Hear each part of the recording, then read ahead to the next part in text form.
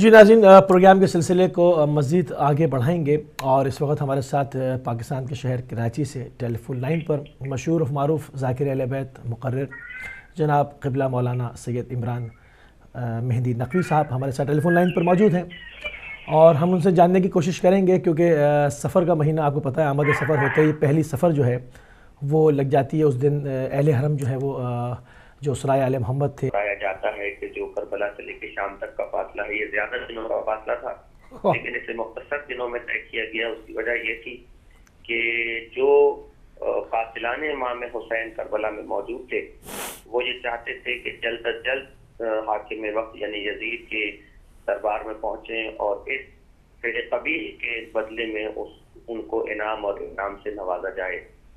تو کوفہ کے حالات ظاہر ہے کہ آپ اپنے پروگرام میں بیان کر چکے، اور آپ کے ناظرین اور سامعین اس سے کسی حد تک واقف ہیں۔ جب یہ قافلہ شہر شام میں داخل ہوا ہے، جس کا دارالحکومت اس وقت دمشق ہوا کرتا تھا، اور شام کی تاریخ بڑی پرانی یہ ہے کہ شام ہمیشہ سے اللہ کے نبیوں کی امتحان گاہ رہی ہے۔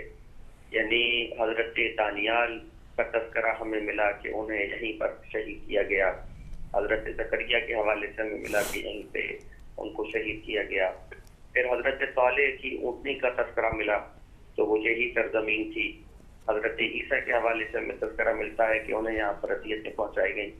تو شام کی جو زمین ہے اس کے لیے یہ بات روایات میں آتی ہے کہ یہاں پہ اللہ کے نبیوں کا امتحان ہمیشہ سے رہا ہے، اور اب آخری نبی کے یعنی گھرانہ جو ہے آل محمد جو ہے آخری نبی صلی اللہ علیہ وآلہ وسلم کے خانوادہ، اب یہ اس کا امتحان ہے، اور وہ تمام امتحانوں سے زیادہ سخت تر اور شدید ترین امتحان ہے کہ جب آپ شہر شام میں داخل ہو رہے ہیں۔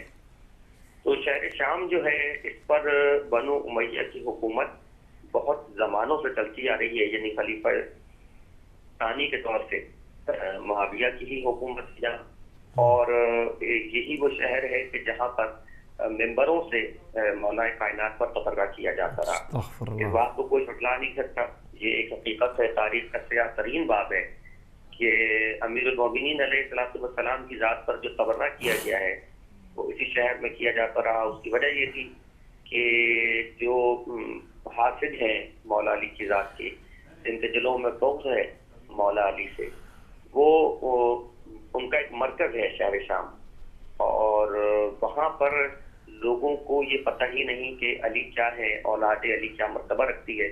حتیٰ یہاں تک دیکھا گیا کہ جب یہ خبر پہنچی کہ مولا علی کو مسجد میں ضرب لگی تو شام کے لوگوں نے حیران ہو کے پوچھا کہ کیا علی مسجد بھی جاتے تھے؟ یعنی ان کو یہ بات معلوم ہی نہیں تھی کہ مولا علی کا مقام اور مرتبہ کیا ہے۔ ان کے ذہنوں کو اس طریقے سے مولڈ کر دیا گیا تھا، برین واشنگ کر دی گئی تھی، یعنی آج کی ماڈرن ٹیکنالوجی میں اگر میں کہوں تو برین واشنگ کر محسوس ایک ایسا سفر کہ جس میں لمحہ بلمحہ اسے احساس ہو رہا ہے بھوک کا بھی، پیاس کا بھی، تھکان کا بھی، اور پھر فداکاری کا بھی، کہ نیند کو بھی قربان کر رہے ہیں، اور اپنے مال کو بھی قربان کر رہے ہیں، اور اپنی خواہشات کو بھی قربان کر رہے ہیں۔ تو پھر یقیناً اس کا یہ سفر حج و عمرے کے ثواب سے بھی زیادہ ثواب کا حقدار بن جائے گا۔ امید ہے کہ آپ تک یہ بات کسی حد تک ہم نے پہنچائی اور اس میں کامیابی حاصل ہوئی۔ ہماری ایک سسٹر ہے نسیم کینیڈا سے، مختصر مگر بہت ہی اہم سوال آپ نے کیا ہے۔ فرماتے ہیں کہ اللہ سبحانہ و تعالیٰ اگر رحمان و رحیم ہے تو فشار قبر مومن کے لیے کیوں ہے؟ فشار قبر ہی نہیں ہے، اللہ سبحانہ و تعالیٰ نے برزخ کا عذاب بھی رکھا ہے، اور برزخ کا عذاب ہی نہیں ہے بلکہ قیامت کی بھی شدت اور حدت بھی رکھی ہے، اور خالی یہی نہیں بلکہ جہنم کو بھی اللہ سبحانہ تعالیٰ نے ہی خلق فرمایا کہ جو رحمان ہے اور رحیم ہے۔ اور یہ بہت ضروری ہے، اللہ سبحانہ تعالیٰ کی عدالت کا یہ تقاضا ہے کہ وہ جہاں ہماری خوبیوں اور نیکیوں کے بدلے میں ثواب اور انعام عطا فرماتا ہے، وہیں ہماری کوتاہیوں اور ہمارے گناہوں اور ہماری غلطیوں کا بھی صحیح معنوں میں بدلہ ہمیں دے، کہ وہ ہے سزا۔ اب مومن کے لیے کیوں ہے؟ اس کے لیے بہتر ہے کہ ایک لمبی اور نہ ختم ہونے والی مدت عذاب سے بچنے کے لیے صرف ایک رات فشار قبر سے اس کے جو گناہ ہیں اس کا ازالہ ہو جائے اور اس کو پاک کر دیا جائے۔ کچھ کو موت کی سکرات میں اللہ سبحانہ وتعالیٰ پاک کر دیتا ہے، کچھ کو پہلی رات کی فشار قبر اور وحشت قبر کے ذریعے سے پاک کر دیتا ہے، کچھ کو برزخ میں مزید ان کے گناہوں کے بدلے سزا دے کر پاک کر دیتا ہے، اور اس طرح وہ جب اٹھائے جائیں گے قیامت کے دن تو بالکل ہی پاک اور منزہ اور پاکیزہ اور جنت کے حقدار بن کے اٹھائے جائیں گے۔ تو یہ سب نظام ہے، یہ جو جزا و سزا کا نظام ہے، یہ جو ثواب و عذاب کا نظام ہے، وہ اس کی عدالت کے عین مطابق ہے، اگرچہ وہ اپنی عدالت سے زیادہ اپنی رحمانیت اور رحیمیت سے ہمارے ساتھ سلوک کرتا ہے، اور اس کی بردباری اور اس کی مہربانی ہے کہ جو ہمارے معمولی گڑ گڑانے سے بڑے بڑے ہمارے گناہوں کو اللہ سبحانہ وتعالیٰ معاف کر دیتا ہے۔ ہمارے ایک اور صاحب ہمارے بھائی ہیں راحت، انہوں نے بہت زیادہ ہی سوالات کیے ہیں، ہم مختصر ایک ایک کر کے جواب دینے کی کوشش کریں گے، لیکن کالر کافی دیر سے لگے ہوئے ہیں، چلیں کال ڈراپ ہو گئی خود بخود۔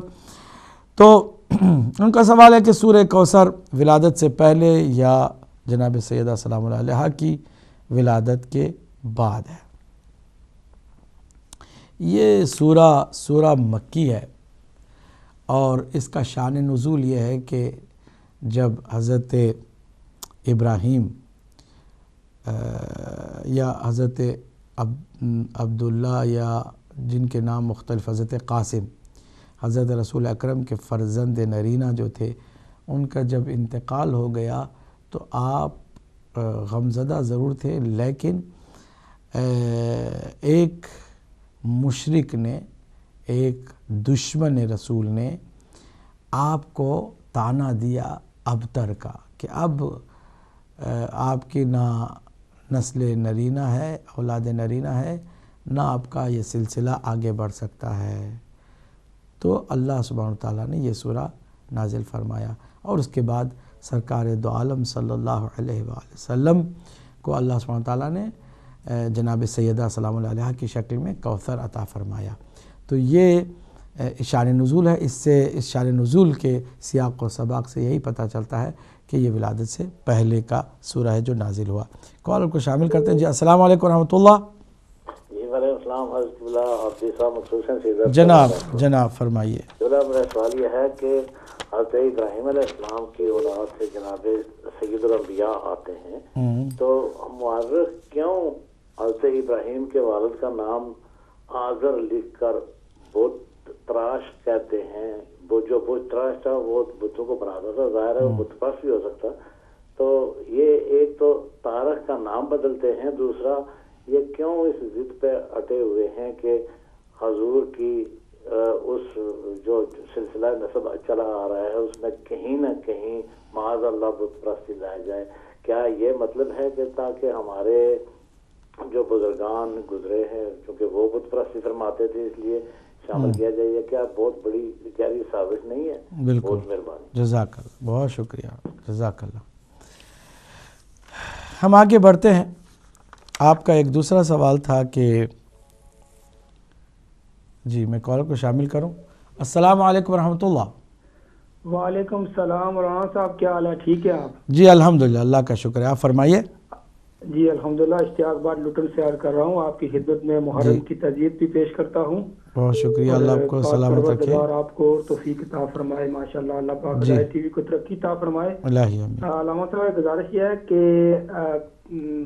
اگر آپ اجازت دیں گے تو میں آپ سے ایک بات، کیونکہ پرسوں سب رفت جو پروگرام تھا وہاں علامہ صاحب آئے ہوئے تھے، ان سے بھی بات ہوئی تھی، انہوں نے ایک حدیث مولا کائنات علی بن ابی طالب علیہ السلام کی شان میں پڑھی تھی، سرکار دو عالم صلی اللہ علیہ وسلم کا فرمان، تو وہ انہوں نے جو الفاظ استعمال کیے تھے، ہمارے ایک بزرگ ہیں سنی ہیں، میرے بڑے والد کی جگہ ہیں اور بڑی رہنمائی کرتے ہیں اور بہت ماشاءاللہ مخلص آدمی ہیں. تو انہوں نے جب یہ سنا کہ جو الفاظ استعمال کے تو کافی آج تیسرا دن ہے وہ تحقیق کر رہے ہیں کہ کہیں پہ یہ الفاظ نہیں ملتے. اگر آپ اجازت دیں تو آپ کو پتہ چل گیا کہ کون سی حدیث ہے مولا کائنات. ایک تو ہے نا منافق اور مومن کی, لیکن جو الفاظ استعمال ہوئے ہیں حلالی اور حرامی کے, اگر عربی میں کہیں کوئی کسی کتب میں ہے تو آپ پلیز مجھے وہ حوالہ دے دیجیے گا, کیونکہ وہ بھی پڑھے لکھے ہیں اور ماشاءاللہ بڑی رہنمائی کرتے ہیں. لیکن آج بھی وہ آئے تھے میرے گھر میں, لیکن وہ کہتے ہیں کہ کہیں یہ الفاظ میں نے نہیں دیکھے. اگر کہیں پہ ہیں تو آپ میری رہنمائی فرمائیے گا کہ اللہ پاک آپ کی توفیقات میں اضافہ فرمائے. تو دوسری یہ بات علامہ صاحب کہ ہمارے ممبر کے اوپر آ کے بیٹھ کے جو لوگ جو بھی ہو, اگر یہ کہے کہ عزاداری کو محدود کیا جائے, اس کو اندر آپ رکھ دیں, ہمیں خطرہ ہے, ہماری جانوں کو خطرہ ہے, یا آپ یہ کیجئے گا, تو کیا وہ لوگ یزید کی پیروی نہیں کر رہے؟ کیونکہ کربلا کے واقعے کے بعد امام سجاد علیہ السلام بی بی پاک کا یہ مشن تھا عزاداری ہے امام حسین علیہ السلام, تو کیا یزید نے بھی روکنے کی کوشش نہیں کی تھی؟ ہمارے ممبروں سے اشتیاق صاحب ہمارے ممبروں میں سے خدا نخواستہ آج تک کسی نے بھی عزاداری کو محدود کرنے کی بات نہیں کی ہے, اور کر بھی نہیں سکتا کوئی بھی. جہاں تک قما اور زنجیر کا معاملہ وہ ایک ڈیفرنٹ بات ہے, بس وہ معاملہ ہے, وہ اس کی بحث میں کرتا ہی نہیں, نہ میں پوچھتا ہوں. وہ تو وہ ایک معاملہ ڈیفرنٹ ہے. باقی کوئی شیعہ نہیں ہے دنیا میں. خواہ آپ جو ہے ایسی بات ڈال دیتے ہیں, لوگوں کو پتہ نہیں کون شیعہ ایسا کہتا ہے, وہ شیعہ ہی نہیں ہے, وہ کوئی شیعہ ہی نہیں ہے, اور وہ ہے بھی نہیں. کوئی بھی ہمارے ممبروں سے کسی نے بھی آج تک جرأت نہیں کی کہ عزاداری کو کم کرنے کی بات کریں. فرمایا علامہ صاحب, بالکل ٹھیک ہے, میں اس کی تائید کرتا ہوں آپ کی. ہم الحمدللہ ہم دیکھتے ہیں, سنتے ہیں, اور ماشاءاللہ مجالس میں جاتے ہیں. ہمیں بالکل حق ہے, ہمیں احترام کا, ہمیں اجازت ہے. ہم جو بات ہے وہ ہوتی ہے, چلو آ جاتی ہے, ٹھیک ہے, ٹی وی پہ نہیں آتی لیکن سوشل میڈیا پہ آ جاتی ہے, جس طرح بھی ہو, کیونکہ آج میڈیا کا دور ہے علامہ صاحب. اللہ تعالی ہمیں بچائے. بس آپ کی رہنمائی چاہیے. پاک پروردگار سے دعا ہے کہ وہی محبت, وہی عشق, وہی عزاداری, جس کا جتنا مقام ہے اس کے ساتھ کو لے کے چلنا چاہیے. کیونکہ اللہ کا رسول اور اہل بیت اور مولا کائنات علی بن ابی طالب ہے. ہمارا تو عقیدہ ہے, ہم تو کسی کو کچھ برا بلا نہیں کہتے, بس ہم اپنے عقیدے پہ پکے ہیں. دعاؤں میں یاد رکھے گا. خدا حافظ. جزاک اللہ, بہت شکریہ, جزاک اللہ. کالرز کا سلسلہ بہت ہے, لیکن میں آخری کال کو لے کے پھر بریک کی طرف چلتے ہیں. السلام علیکم ورحمۃ اللہ. السلام علیکم ورحمۃ اللہ. وعلیکم السلام. جی مجھے سوال کرنا تھا علامہ صاحب سے کہ ابو لولو فیروز جو تھا وہ مجوسی